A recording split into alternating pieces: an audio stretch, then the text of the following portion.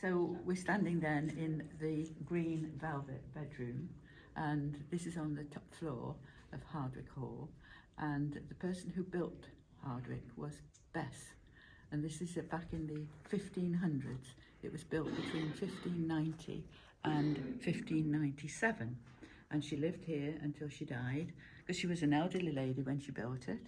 She lived here till she died in 1605. There's lots of other special rooms. You must have a look at the Highgate Chamber, the State Withdrawing Room, and the Long Gallery. All this top floor was built to impress all the visitors that came. This was used as a bedroom originally, but as you will notice, there's curtains to the bed. This is because people could walk through this room as they were going from one end of the house to the other. So the curtains were there for privacy. Privacy. She would have servants. The servant would actually sleep in this room. She would have a truckle bed under, that's a small wooden bed, which would be pulled out from her bed, and the servant would sleep by the floor. There would be no electricity. There would be no, the only light would be from the fire and from candles. The tapestries on the wall tell a story, and the tapestries are really hundreds of years old. She bought them in the 1590s, and they tell the story of Abraham. Okay? The fireplace is alabaster and black stone, and above the fireplace is a little statue of Immaculate of Charity. And if you look very, very closely at some of these here, you will see the fossils. Do you know what a fossil? Yeah. Can you see those remains of the shells laid down when the marble was and the limestone was? Amazing. Thousands of years ago. So is that good enough? Thank you so much. Appreciate it. The portrait of Bess arrived in 1599, and it was basically a personal gift from Elizabeth to Bess. I always say to apologise for not coming. She'd been expected to come, but at various reasons had not arrived. And in 1599, Elizabeth's health began to deteriorate, and she was unable to make it. So this arrived in 1599, painted by Nicholas Hilliard, the court miniaturist. Means he was good at heads and shoulders, perhaps less good at the rest. The studio would do the body.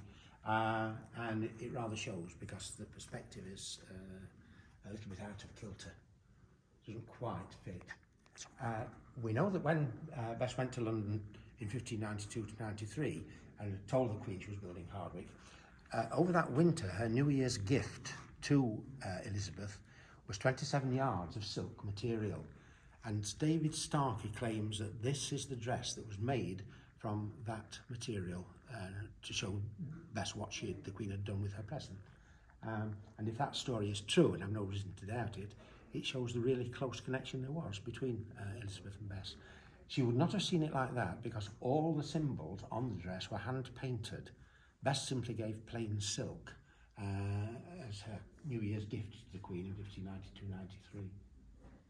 And all the symbols are a reflection of England's superiority at sea. All the flowers are connected in some way with the Blessed Virgin Mary.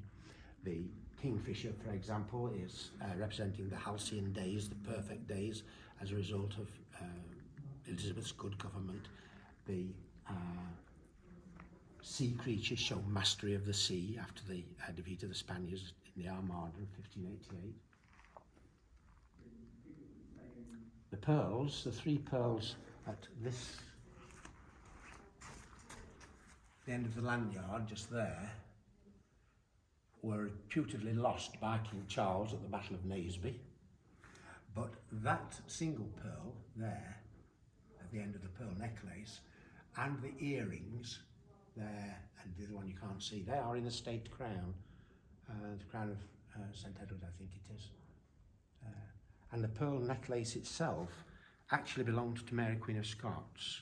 It was a personal gift from the then Pope to Mary, but after Mary had been executed, Elizabeth acquired it, and it still forms part of the royal collection. Thank you so much. Right, this is the chapel landing that you're on, and the chapel landing is where the family, the Cavendishes, would have had their service every week. The first floor of the house is what we call the family apartments. Bess lived here, and her bedroom is here, and this is where she would have entertained the family here. The chapel landing in Bess's day, there was a hole in the floor, which you can't see at the moment because it's being filled in.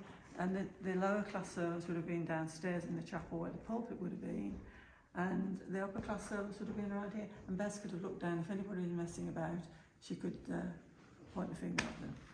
But that's basically the chapel landing overview. So an overview was the warrior queen. When her husband and her elder son were killed, she took up the mantle of warrior queen, and she fought on his behalf. Unfortunately, she got too big for her boots, and she started to invade Egypt. And the kings of Egypt then decided that they'd got to stop her, so they destroyed her homeland and kept her prisoner for the rest of her life. This is the other warrior queen, Artemisia. When her husband died, she had his ashes cremated, put into the urn, filled it with red wine, and she drank the wine to become a living tomb for her husband. And that's the story of wisdom. Thank you so much.